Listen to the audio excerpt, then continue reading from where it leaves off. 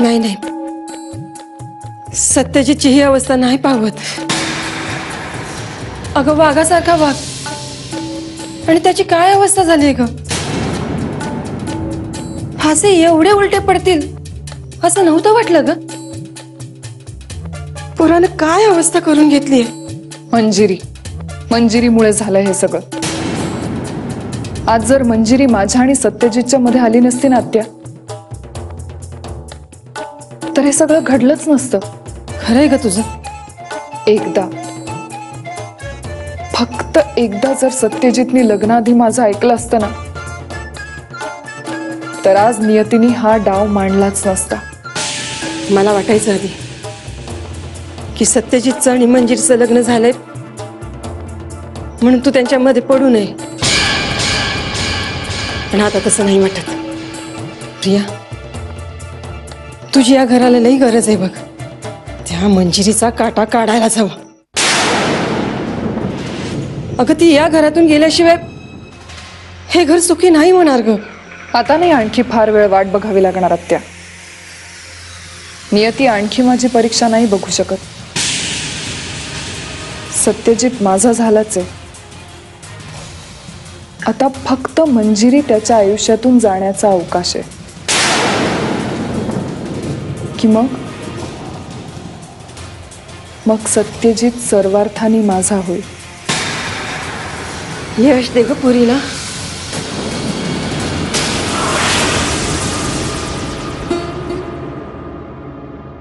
मावशी, आता कसलाही विचार करायचा नाही, शांतपणे पडून राहायचं. सत्यजित आलाय ना? पण मी काही बोलू नकोस. ये.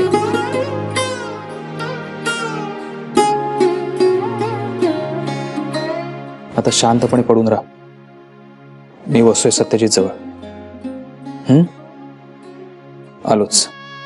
तू सगळं खरं खरं सांगतोयस ना मला? सत्यजितला नक्की काही झालेलं नाहीये? मावशी, सत्यजितला खरंच काही झालेलं नाहीये. माझं चुकलंय. कुणी काही म्हणू देत, चूक माझीच आहे. मंजिरीचं काहीच चुकलं नाही.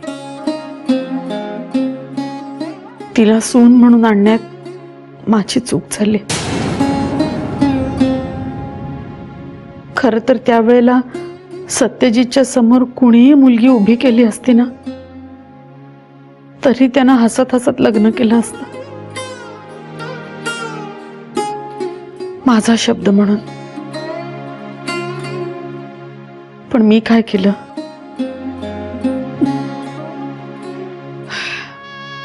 हे असली सून घेऊन आले.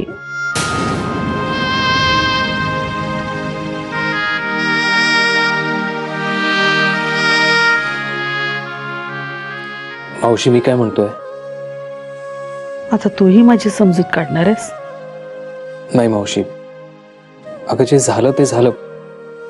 आता पुन्हा तेच तेच बोलून काही उपयोग होणार आहे का? पुढचा विचार नको करायला. खरंय, तेच तेच बोलण्यापेक्षा पुढे काय करायचं याचा विचार व्हायला पाहिजे. मावशी, सगळं नीट होईल, काळजी करू नकोस. मी आहे ना. जगात जेव्हा मला दुसरीकडे कुठेही जागा नव्हती, तेव्हा याच घरानं आधार दिला.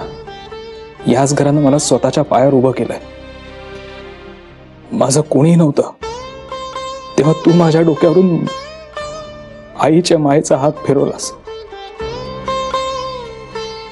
नाहीतर कोण कुठला मी? ना नात्याचा ना गोत्याचा. हे घर जर का नसतं ना, तर आजही मी 2 वेळच्या जेवणासाठी वणवण भटकत असतो मावशी.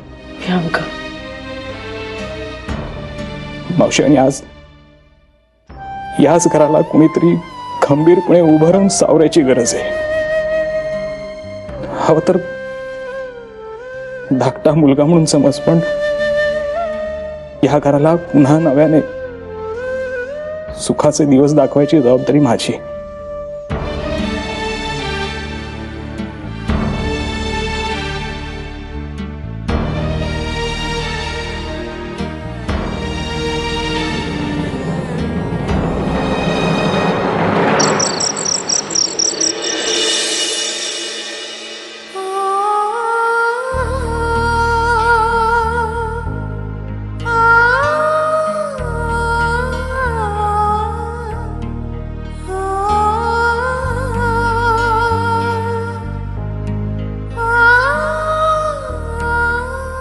सगळ्याची जबाबदारी मी माझ्या माथी घ्यायला तयार, पण तुम्हाला अशा अवस्थेत नाही बघू शकत मी. खूप खूप त्रास होतो. तुम्हाला नाही माहिती, तुम्ही नव्हतात ना तर एक क्षण सुद्धा शांत नाही वाटलं मला. डोळ्याला डोळा सुद्धा नाही लागला.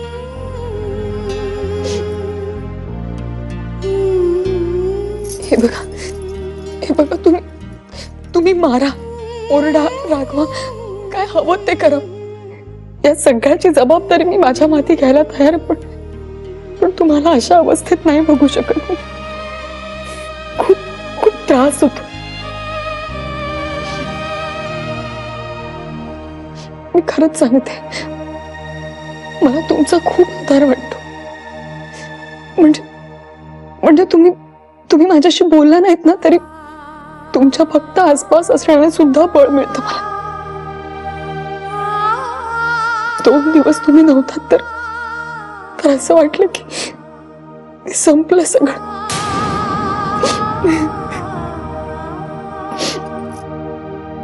हे बघा, प्लीज तुम्ही पटकन शुद्धीवर या. तुम्ही एकदा शुद्धीवर आलात ना की तुम्हाला हवं तसं सगळं करीन मी.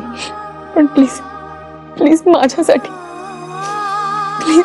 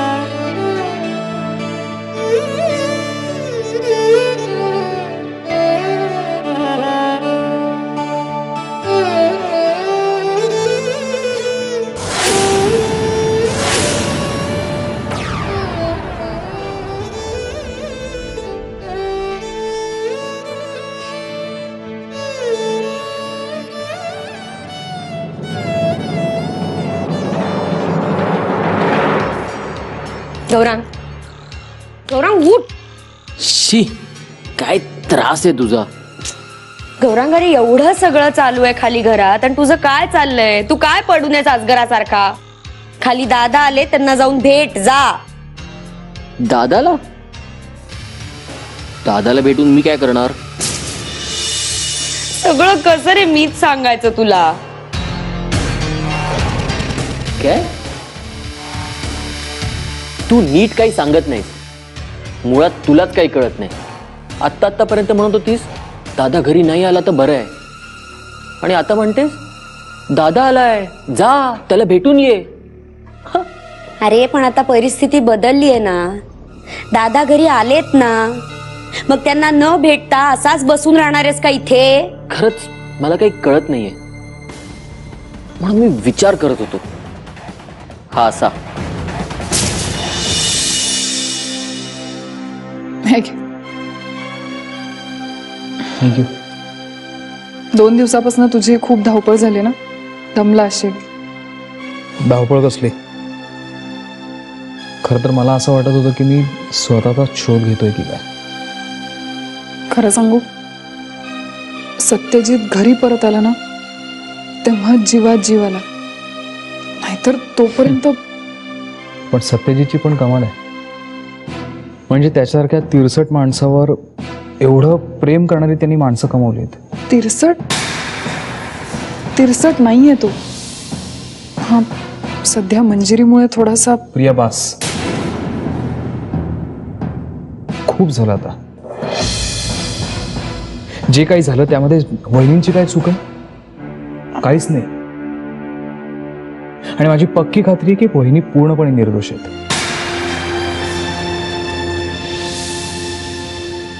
विहंग, इतकं सगळं झालं तरी सुद्धा तुला असंच वाटतंय? हो, आणि मला एवढंच वाटतंय या सगळ्यामध्ये चूक सत्यजितची.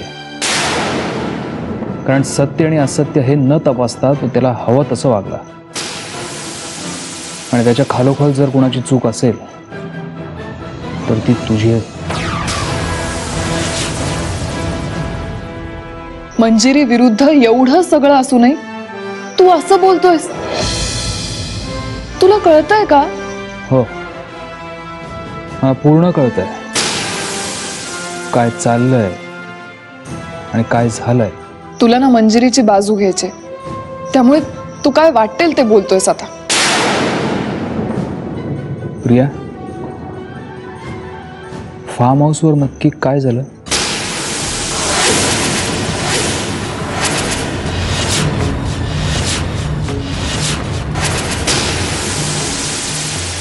फार्म हाऊसवर कुठे काय? का आता का चाललीस? चुकतोयस तू विहंग. हो, आणि तू जे काय केलंस ते बरोबर आहे. विहंग, मग सांग ना काय झालं नक्की? सत्यजितनी सांगितलंच आहे ना, मग मला का विचारतोयस? कारण मला ते तुझ्याकडून ऐकायचं आहे. नक्की काय झालं? काहीही झालं नव्हतं. हो, आता हेच माझ्या नजरेला नजर भिडवून सांग. आहे मग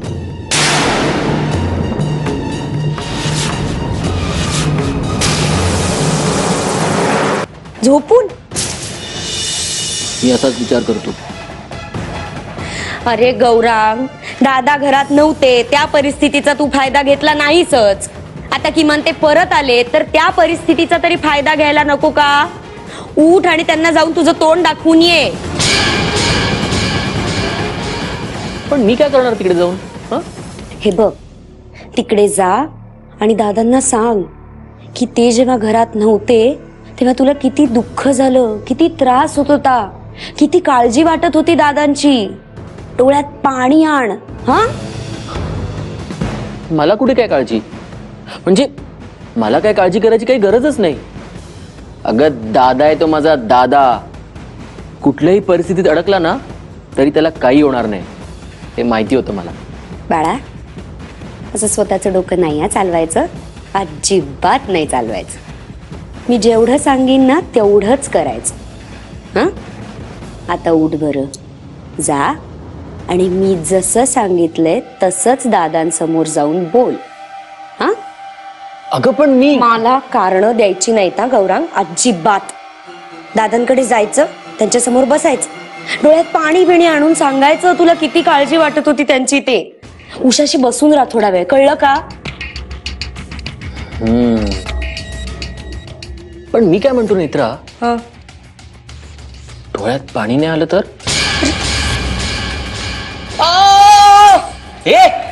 मला डोळ्यात पाणी?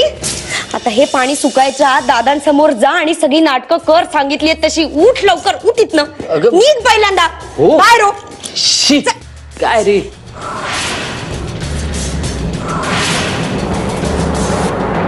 प्रिया, मला फक्त एवढंच सांगायचं आहे, सत्यजितच्या या अवस्थेला तू कारणीभूत आहेस.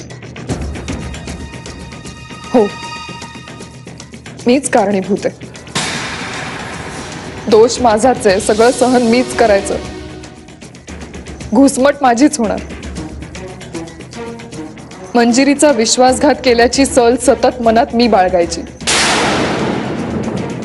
डोक्यावर टांगती तलवार घेऊन मीच फिरायचं. बरोबर आहे, कारण दोष माझाच आहे ना. तुझ्या ह्या सगळ्या बोलण्यामुळे तुला जर असं वाटत असेल की माझी सिंपथी तुला मिळेल तर तुझा तो गैरसमज आहे. प्रिया, एक लक्षात ठेव, एकदा का सत्यजित फक्त यातून बाहेर पडू दे, मग बघ त्याला त्रास देणारी प्रत्येक वस्तू, प्रत्येक व्यक्ती मी त्याच्या आयुष्यातून कायमची काढून टाकणार आहे. लक्षात ठेव, कायमची काढून टाकणार आहे. तुला कळतंय ना मी काय बोलतोय ते? विहंग,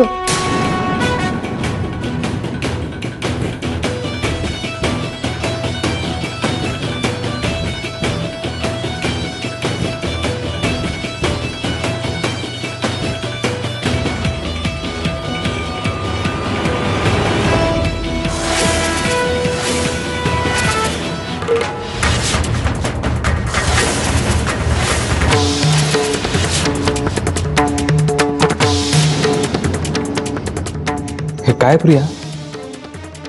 काय सांगू मी? कोणाकडे काही बोलायची सोय नाही.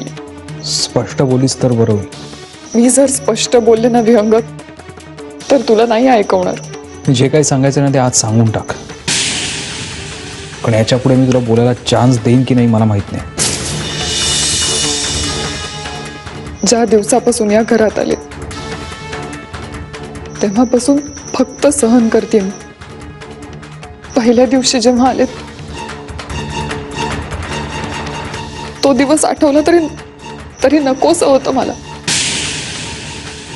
त्या दिवसापासून आजपर्यंत सत्यजित फक्त माझा वापर करतोय.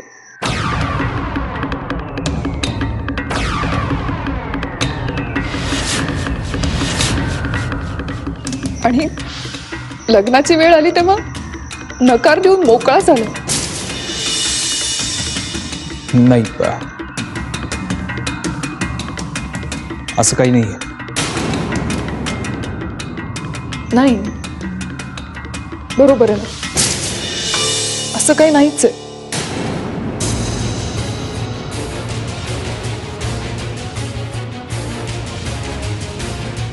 आश्रित आहे मी या घरात.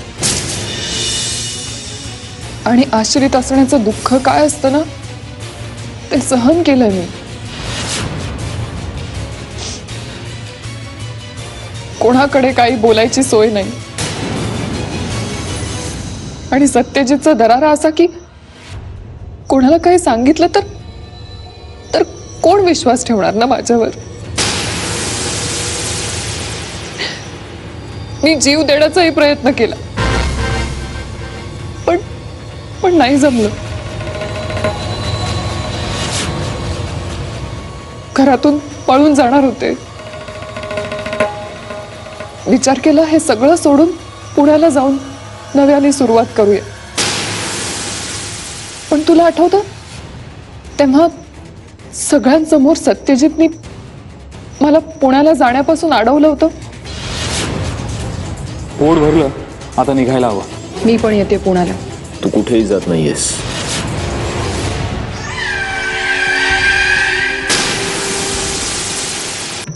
तू होतास ना तेव्हा.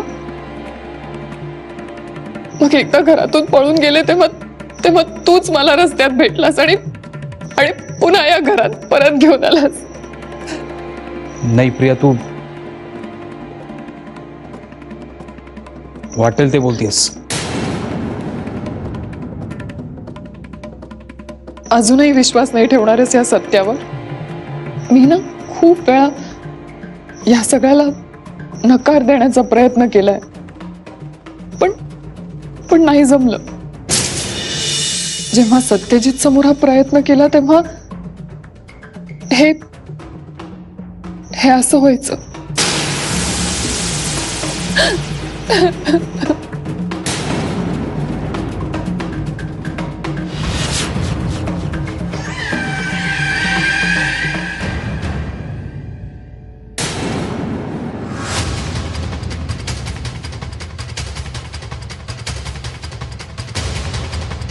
आणि त्या दिवशी मंजिरीने मला तिकडे पाठवलं. आता अशा परिस्थितीत मी तिला नाही कसं म्हणणार ना. म्हणून मला जावं लागलं. आणि मंजिरीला मी कसं नाकारणार होते सांग ना. आहे उत्तर तुझ्याकडे?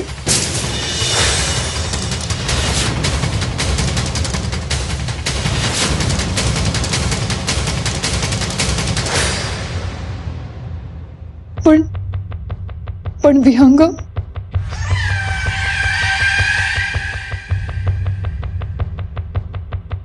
Thank you so much. हे सगळं मी पहिल्यांदा कोणाशी तरी बोलले. मला खरंच खूप हलकं वाटतंय. माझा अजूनही तुझ्यावर विश्वास बसत नाहीये. हे सगळं सत्य मी तुझ्यासमोर मांडलंय. आता तुला पटवून द्यायला याहून जास्त मी काहीच करू शकत नाही. आता तू तुझं काय ते ठरव.